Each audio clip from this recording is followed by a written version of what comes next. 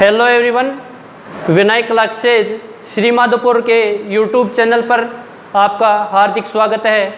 आज के लेक्चर में अपन 12th क्लास का जो फर्स्ट टॉपिक है इलेक्ट्रोस्टैटिक्स या स्थिर वैद्युतिकी, उसके बारे में अध्ययन करने वाले हैं। उससे पहले कि मैं 12th क्लास के जो इलेक्ट्रोस्टैटिक्स है, इलेक्ट्रोमैग्नेटिज्म जो है कंप्लीट पोर्शन, उसके बारे में कुछ आपको नॉलेज दे देता हूँ।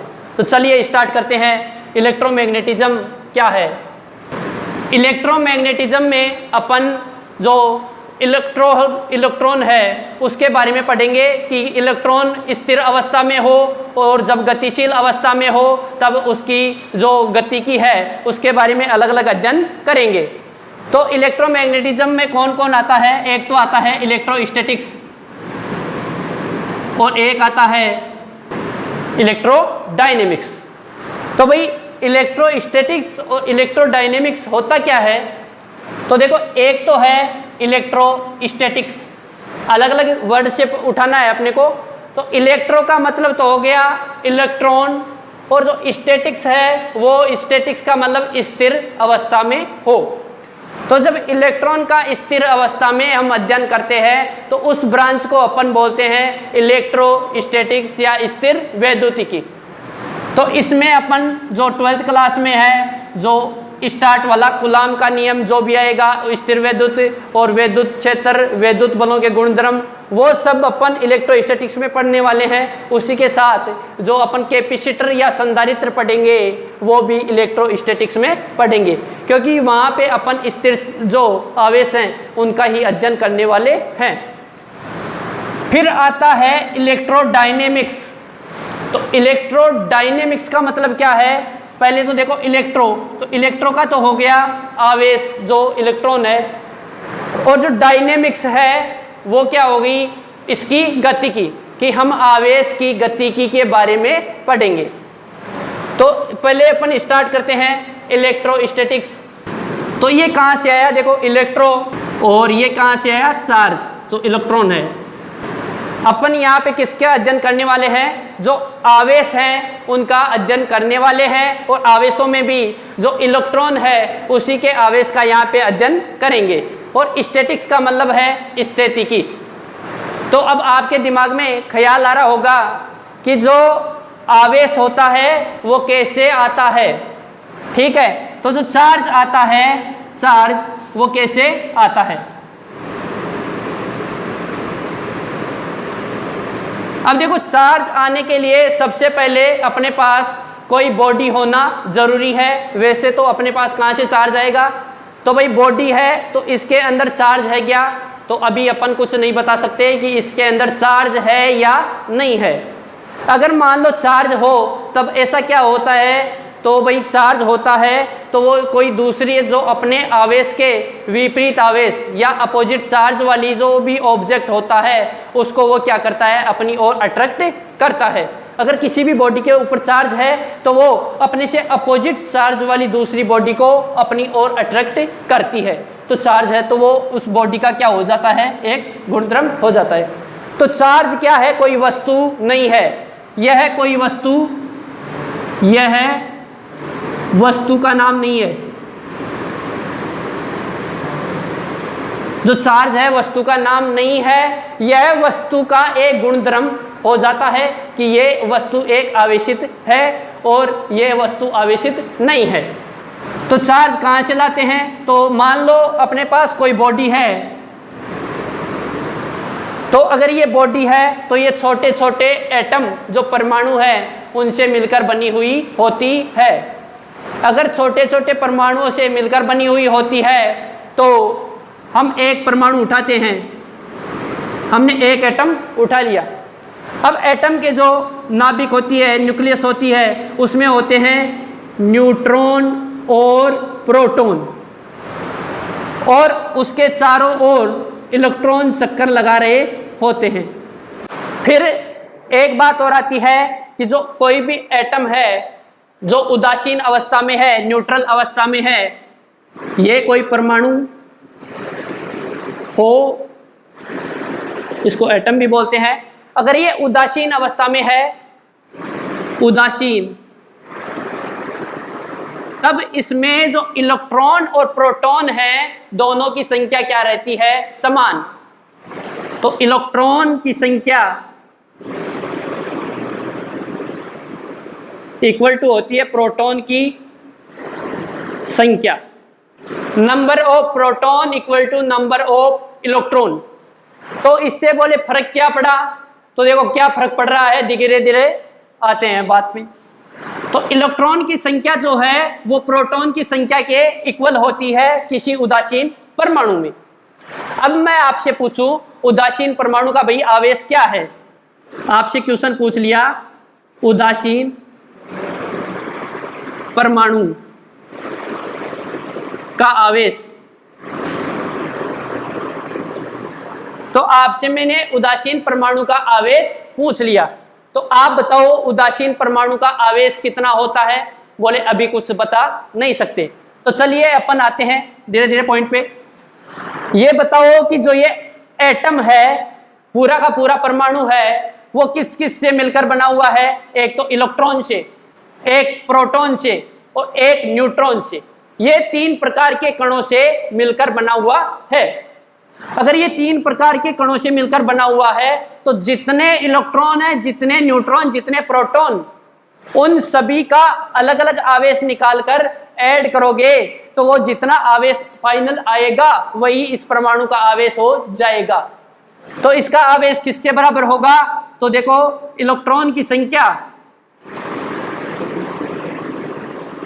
संख्या जितने इलेक्ट्रॉन अपने पास हैं गुणा एक इलेक्ट्रॉन का आवेश,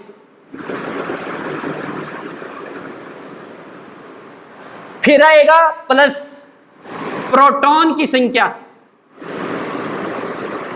गुणा एक प्रोटॉन का आवेश। ठीक है, फिर आ जाएगा न्यूट्रॉन का आवेश, है ना। न्यूट्रॉन की संख्या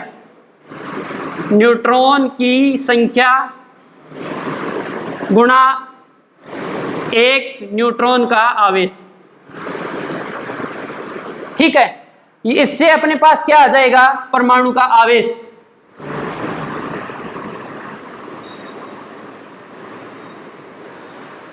तो इलेक्ट्रॉन की संख्या और जो प्रोटॉन की संख्या है वो मैंने दोनों की दोनों आपको समान बता दी थी।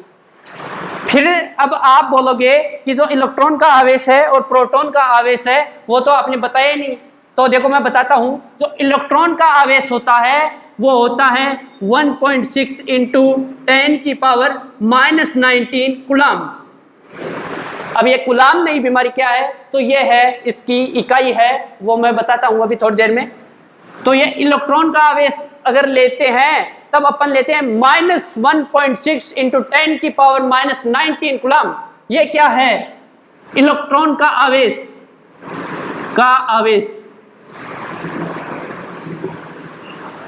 फिर बोले प्रोटॉन का क्या है? तो देखो प्रोटॉन का क्या है? 1.6 इंटू 10 की पावर -19 कूलाम। ये किसका? प्रोटॉन का आवेश। बोले ये तो समान आ गया। भाई समान नहीं है, परिणाम में समान है, लेकिन देखो बाहर माइनस है, इसका तो नेगेटिव आएगा, इसका पॉजिटिव। ये ऋणात्मक है, जो इलेक्ट्रॉन का आवेश है वो है ऋणात्मक, और जो प्रोटॉन का आवेश है वो है धनात्मक। एक का है ऋणात्मक, एक का है धनात्मक। और जो ये 1.6 इंटू 10 की पावर -19 जो वैल्यू होती है उसको हम मान लेते हैं ई के बराबर। इसको कहीं कहीं ई पे सिर्फ ई लिखा हुआ होता है। जो 1.6 इंटू 10 की पावर -19 है उसको सिर्फ कितना लिखा हुआ होता है? ई। तो अगर इसको ई लिख दिया, सिर्फ इस वाली को ई लिख रहा हूं, तो अगर इसको ई लिख दिया जो माइनस के साथ है तो इसको मैं क्या लिख दूंगा? -ई, क्योंकि ये जो चार्ज होता है वो इलेक्ट्रॉन का चार्ज होता है, तो इसको हमने क्या लिख दिया था? ई, और इसको -ई, क्योंकि इससे क्या रहता है जो अपन कैलकुलेशन करेंगे वो इजी रहेगी, इतना बड़ा नहीं लेना होगा। तो चलिए अपने पास इलेक्ट्रॉन का भी आ गया, प्रोटॉन का भी आ गया। तो इलेक्ट्रॉन का आ गया, प्रोटॉन का आ गया, बचा कौन? न्यूट्रॉन। तो भाई न्यूट्रॉन का चार्ज कितना होता है? तो जो न्यूट्रॉन का चार्ज होता है वो 0। जो न्यूट्रॉन का आवेश होता है, न्यूट्रॉन का 0 आवेश होता है, तो न्यूट्रॉन का जो आवेश है वो तो हो जाएगा 0, टेंशन वाली बात ही नहीं है। फिर मान लो ये प्रोटॉन जो अपने पास परमाणु था वो किसी का भी मान सकते हैं अपन, तो इसमें जो इलेक्ट्रॉन की संख्या है वो किसके बराबर? प्रोटॉन की संख्या। मान लो इलेक्ट्रॉन की संख्या कितनी थी? n। आगे आप कैलकुलेशन कर रहे हैं, n थी किसकी संख्या? इलेक्ट्रॉन की संख्या। फिर एक इलेक्ट्रॉन का आवेश या तो मैं लिख दूं 1.6 × 10⁻⁻19 कूलम, किसके साथ? माइनस के साथ, या फिर मैं डायरेक्ट E के इक्वल भी रख सकता हूं, तो मैं लिखूंगा n × E, क्योंकि कैलकुलेशन इजी लगेगी उस साइड से करेंगे अपन। प्लस आगे कौन था? प्रोटॉन की संख्या। तो प्रोटॉन की संख्या जितनी इलेक्ट्रॉन की संख्या ली है उतनी किसकी संख्या होती है? प्रोटॉन की संख्या उदासीन अवस्था में। तो ये अपने पास हो गई n × और जो आवेश है प्रोटॉन का वो कितना लोगे? प्रोटॉन का आवेश वो -E के इक्वल लेना है, तो ये -E के इक्वल हो गया। जब कैलकुलेशन करोगे ये आया +Ne, ये आया माइनस का Ne, तो +Ne और -Ne ये हो गया 0। तो जो उदासीन परमाणु का आवेश है वो किसके इक्वल आया है? 0 के इक्वल आया है। तो यहाँ पे जो 0 इसका जो आवेश है वो 0 आवेश नहीं बोलेंगे, आप बोलोगे ये क्या है? उदासीन है। फिर देखो जो आवेश होता है वो कितने प्रकार का होता है वो देखते हैं। तो जो आवेश होता है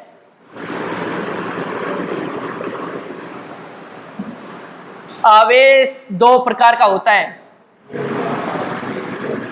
चार्ज या आवेश। ये कितने प्रकार का होता है? 2 प्रकार का। पहला होता है धनात्मक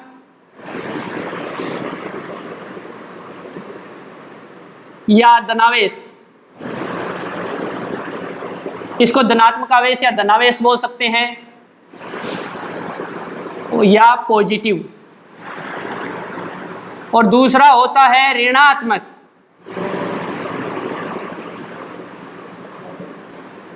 इसको नेगेटिव भी बोलते हैं या ऋणावेश, इसको पॉजिटिव चार्ज बोल दिया, इसको नेगेटिव चार्ज बोल दिया। तो जो ये पॉजिटिव और नेगेटिव चार्ज जो होता है वो कहां से आता है वो भी आपके दिमाग में आ रहा होगा। तो देखो अपने पास अभी अभी जो एटम था वो था उदासीन अवस्था में। ये किसमें था? उदासीन अवस्था में। अब इसमें मैं मान रहा हूं कि इसमें 3 प्रोटॉन है, 3 प्रोटॉन है और 3 ही न्यूट्रॉन हैं, मान रहा हूं सिर्फ। तो यहां पे देखो न्यूट्रॉन का आवेश तो हो जाएगा 0, कैलकुलेशन में कोई प्रॉब्लम भी नहीं होने वाली। यहां पे प्रोटॉन है 3, अगर 3 प्रोटॉन है तो 3 ही क्या होंगे? इलेक्ट्रॉन, क्योंकि उदासीन परमाणु का आवेश क्या होता है? 0, या उदासीन परमाणु में number of electron equal to होते हैं नंबर ऑफ प्रोटॉन। तो ये तो है उदासीन। अब मान लो मैंने यहां से एक इलेक्ट्रॉन हटा दिया, एक इलेक्ट्रॉन हटाया, इलेक्ट्रॉन हटाया, तो देखो ये इसकी दशा कैसी हो गई। यहां पे 3 तो प्रोटॉन है, 3 तो प्रोटॉन है क्योंकि प्रोटॉन के साथ मैंने कुछ नहीं किया है, और 3 ही न्यूट्रॉन हैं। और जो अपने पास इलेक्ट्रॉन थे एक हटा दिया, अगर एक हटाया तो कितने बचे? 2 बचे। अब देखो यहां पे इसका आवेश कितना था? 0। क्यों? क्योंकि 3e - 3e = 0। अब यहां पे देखो इसका आवेश ये कितना आ रहा है? देखो इलेक्ट्रॉन का आवेश तो कितना आता है? e। यहां पे देखो और इलेक्ट्रॉन की संख्या कितनी है? 2। और प्रोटॉन का आवेश हम लेते हैं माइनस का E, और जो प्रोटॉन की संख्या है वो कितनी है 3। ठीक है, तो अगर ये 3E और ये कितना हुआ 2E, तो इसका जो टोटल चार्ज हुआ देखो कितना हुआ 2E minus 3E equal to आया माइनस E। तो ये क्या हो गया इसका चार्ज। अब जो माइनस E की वैल्यू है वो कितनी हो जाएगी, देखो माइनस E की वैल्यू यहाँ पे देखो E की जगह मैंने क्या रखा था -1.6 इंटू 10 की पावर -19।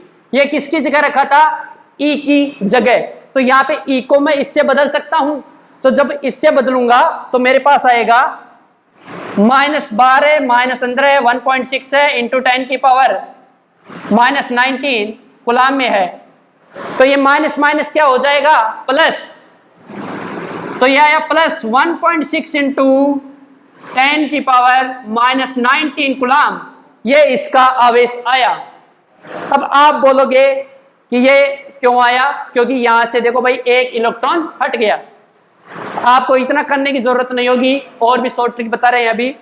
तो देखो इसका चार्ज जो हुआ वो कौन सा आया है पॉजिटिव आया है, और किसके बराबर आया है परिणाम में, जितना इलेक्ट्रॉन हटाया है, जितना इलेक्ट्रॉन हमने हटाया है। तो भाई इलेक्ट्रॉन हटाना ही जरूरी है क्या, क्या हम जोड़ भी सकते हैं, तब क्या होगा, तो देखो जब आप जोड़ दोगे इलेक्ट्रॉन जोड़ भी तो सकते हो। अगर मान लो प्लस कर दिया, एक इलेक्ट्रॉन आपने ऐड कर दिया, तो आपने जब एक इलेक्ट्रॉन ऐड किया तो डायरेक्ट लिख रहा हूं, देखो पहले कितना इलेक्ट्रॉन 3 इलेक्ट्रॉन, 3 इलेक्ट्रॉन पहले कितने थे 3, और एक और ऐड कर दिया तो अब कितने हो जाएंगे 4 इलेक्ट्रॉन, और जो प्रोटॉन की संख्या है वो पहले वाली रहेगी, कितनी 3 प्रोटॉन। अब इसका आवेश निकालोगे तो आपके पास आएगा, देखो इलेक्ट्रॉन कितने हो गए 4, तो 4 इंटू E प्लस जो 3 इंटू कितना है P, तो 3 इंटू जो प्रोटॉन का आवेश कितना ले रहे हैं माइनस के E के इक्वल ले रहे हैं। जो ये E है इसके ऊपर ज्यादा कंफ्यूजन में नहीं जाना है, इसको क्या मान लेना है अपने को पॉजिटिव मान लेना है, नेगेटिव को कैलकुलेशन के लिए वैसे इसको नेगेटिव मानते हैं। तो ये क्या हो गया, यहाँ पे देखो 4E में से 3E गया तो अपने पास बचा सिर्फ E, और जो E है ये क्या है कोई कांस्टेंट है, और कांस्टेंट की वैल्यू किसके इक्वल है -1.6 इंटू 10 की पावर -19, तो ये किसके इक्वल है -1.6 इंटू 10 की पावर -19 कूलाम, तो ये इसके इक्वल आई है। और किस में आई है नेगेटिव में आई है, नेगेटिव में आई है, और परिणाम में कितनी आई है जितना इलेक्ट्रॉन हटाया है या जोड़ा है उसके आवेश के परिणाम के बराबर। तो देखो आवेश धनावेश या ऋणावेश है वो कहां से आया, तो वो आया इलेक्ट्रॉन को जोड़ा या घटाया। इलेक्ट्रॉन को जोड़ने या घटाने पर क्या होता है आवेश की उत्पत्ति होती है। तो जब इलेक्ट्रॉन जोड़ते हैं तब तो कौन सा आता है ऋणात्मक आवेश आता है या ऋणावेश आता है, और जब इलेक्ट्रॉन अपन हटाते हैं तब कौन सा आता है धनावेश आता है। तो एक बार अब डायरेक्ट देख लीजिए इसको, देखो प्रोटॉन प्रोटॉन प्रोटॉन, यहां मैंने इलेक्ट्रॉन दिखाया था इलेक्ट्रॉन दिखाया था इलेक्ट्रॉन दिखाया था, डायरेक्ट कर रहे हैं अभी। अगर मान लो प्लस इलेक्ट्रॉन कर दिया या प्लस माइनस इलेक्ट्रॉन, या तो इलेक्ट्रॉन को जोड़ेंगे या हटाएंगे। आप सोच रहे होंगे कि प्रोटॉन को क्यों नहीं हटा रहा, क्योंकि प्रोटॉन जो है वो नाभिक में है, वहां से बाहर प्रोटॉन को निकालने के लिए बहुत ज्यादा ऊर्जा की आवश्यकता होती है जितनी अपने पास पॉसिबल नहीं है। तो या तो इलेक्ट्रॉन जोड़ा और या इलेक्ट्रॉन को हटाया, या तो इलेक्ट्रॉन को जोड़ूंगा या हटाऊंगा। जब जोड़ूंगा तब क्या होगा, तो देखो प्रोटॉन का आवेश क्या था 0, प्रोटॉन का आवेश और जो इलेक्ट्रॉन का आवेश वो परिणाम में था 1.6 इंटू 10 की पावर -19, लेकिन इसका ऋणात्मक था और इसका धनात्मक था, दोनों जोड़कर जब ये उदासीन अवस्था में था, उदासीन, तब इसका जो कुल आवेश था वो था 0। अगर ये 0 आवेश था तो इसमें से अगर इलेक्ट्रॉन हटाया, अगर 0 में से एक इलेक्ट्रॉन चला गया, एक इलेक्ट्रॉन चला गया, इसका मतलब कितना आवेश चला गया? -1.6 इंटू 10 की पावर -19 कूलम चला गया। तो यहां से जब कैलकुलेशन करेंगे माइनस माइनस क्या हो जाएगा? प्लस हो जाएगा। तो प्लस 1.6 इंटू 10 की पावर -19 कूलम, ये इसके ऊपर आवेश आ गया। किस में आया? प्लस में आया। कब? जब इलेक्ट्रॉन हटाया, जब इलेक्ट्रॉन जोड़ा। इसका मतलब अभी यहाँ पे कौन सा आएगा? ऋणात्मक आवेश आएगा। अपने को पता कैसे चला? क्योंकि इलेक्ट्रॉन जोड़ रहे हैं, इलेक्ट्रॉन का आवेश ऋणात्मक। अगर गलत आदमी को यहाँ पे जोड़ेंगे तो ये भी क्या हो जाएगा? गलत, डायरेक्ट रखने का। तो यहाँ पे देखो 3 इलेक्ट्रॉन थे, अब कितने हो जाएंगे? 4 इलेक्ट्रॉन और 3 प्रोटॉन। अगर यहाँ पे आवेश कितना था? 0। अगर 0 आवेश था तब इसमें क्या एक्स्ट्रा ऐड हो गया? 1 इलेक्ट्रॉन का आवेश एक्स्ट्रा ऐड हो गया। और 1 इलेक्ट्रॉन का आवेश होता है 1.6 इंटू 10 की पावर -19 कूलम में, ये अलग से एक्स्ट्रा ऐड हो गया। और बाहर आ गया देखो 1.6 इंटू 10 की पावर -19 कूलम। ये कब आया? जब इलेक्ट्रॉन जोड़ा। तो आपको डायरेक्ट याद रखना है कि जो आवेश उत्पन्न होता है वो तो या तो इलेक्ट्रॉन को हटाएंगे या इलेक्ट्रॉन को जोड़ेंगे, इनके सिवा हम कुछ नहीं करेंगे। तो इलेक्ट्रॉन के जोड़ने या हटाने से ही आवेश उत्पन्न होता है। और जब इलेक्ट्रॉन जुड़ता है किसी के साथ तो इलेक्ट्रॉन का खुद का चार्ज है नेगेटिव या ऋणात्मक, तो वो जिसके पास, अगर उदासीन के पास बैठ गया तो उसको भी नेगेटिव कर देगा। अगर मान लो उदासीन के पास से एक इलेक्ट्रॉन निकल के चला जाता है, अगर एक नेगेटिव पर्सन चला जाता है, तब वह जो प्रोटॉन, जो अपना परमाणु है, वो हो जाता है धनावेशित। ठीक है। अब देखो जो ऋणावेश है और धनावेश है वो इलेक्ट्रॉन को हटाने या जोड़ने से आया है। तो हम जोड़ते या हटाते हैं, वो कौन कौन सी विधियों में हम जोड़ते या हटाते हैं?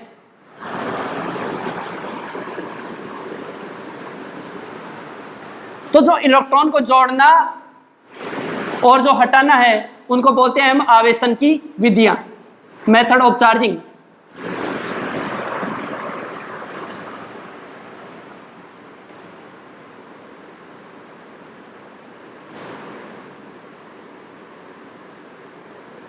आवेशन की विधियां, तो आवेशन की विधियों में एक आती है रबिंग या घर्षण के द्वारा, एक कंडक्शन के द्वारा या जिसको चालन बोलते हैं, एक आती है इंडक्शन।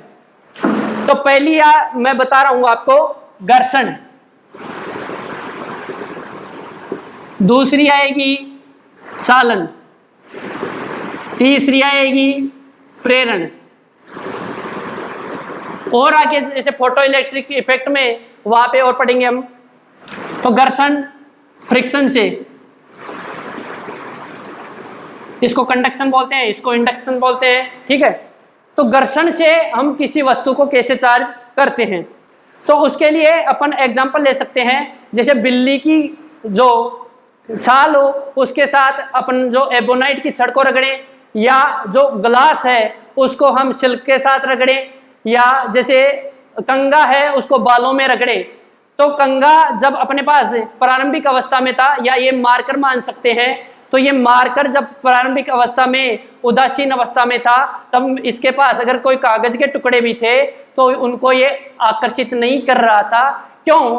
क्योंकि इसके पास कोई आवेश नहीं था। तो इसको आवेशित करने के लिए मैंने क्या किया, इसको बालों में रगड़ा। तो बालों में रगड़ा, तब यहाँ पे जो घर्षण या फ्रिक्शन वाली जो चार्जिंग की विधि है उसके तहत इसमें से इलेक्ट्रॉन ट्रांसफर या तो बालों में हुए या बालों से इसमें इलेक्ट्रॉन आ गए। तो या तो इलेक्ट्रॉन चले गए या फिर आ गए। तो अगर इलेक्ट्रॉन या तो चला जाता है या आ जाता है, तब अपनी वस्तु या तो क्या हो जाती है धनावेशित, या फिर क्या हो जाती है ऋणावेशित। ठीक है। तो इसमें क्या करना होता है, दो वस्तुओं को आपस में रगड़ा जाता है। तो इसमें क्या किया जाता है, दो वस्तुओं को आपस में रगड़ा जाता है। अगर मान लो दो वस्तुओं को आपस में रगड़ दिया, जैसे मेरे पास, इसी को देखते हैं, ये ए था और ये बी था, दोनों को मैंने आपस में रगड़ा। अगर दोनों को मैंने आपस में रगड़ा तब एक के ऊपर अगर धनावेश आया तो दूसरी के ऊपर ऋणावेश आएगा। कैसे आएगा, तो मैंने मान लिया कि इसके ऊपर धनावेश आ गया तो बी के ऊपर आप बोलोगे कि अगर इसके ऊपर प्लस आ गया तो एक ही अपने पास ऑप्शन है जिसके ऊपर ऋणावेश आ सकता है, वो है बी। फिर आप बोलोगे कि कैसे आया, तो मैं बोलूंगा कि देखो प्रारंभिक अवस्था में जो ए और बी थी, इसके ऊपर भी 0 था और इसके ऊपर भी 0 था, दोनों के ऊपर आवेश 0 0 था।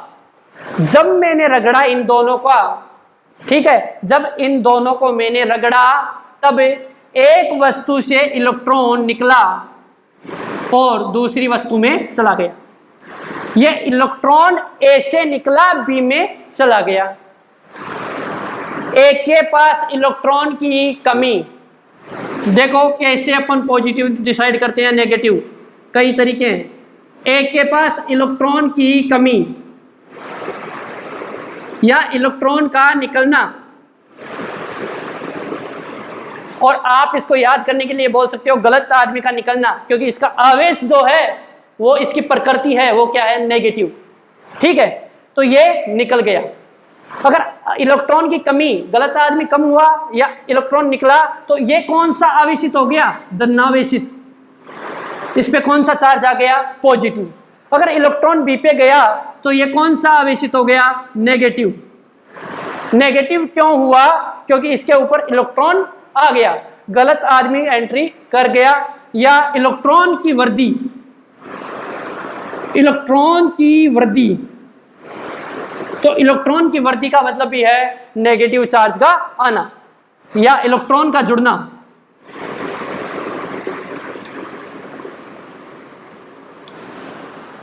अब आप सोच रहे होंगे कि यहीं से इलेक्ट्रॉन निकल के उसमें क्यों गया, ये हम कैसे डिसाइड करेंगे।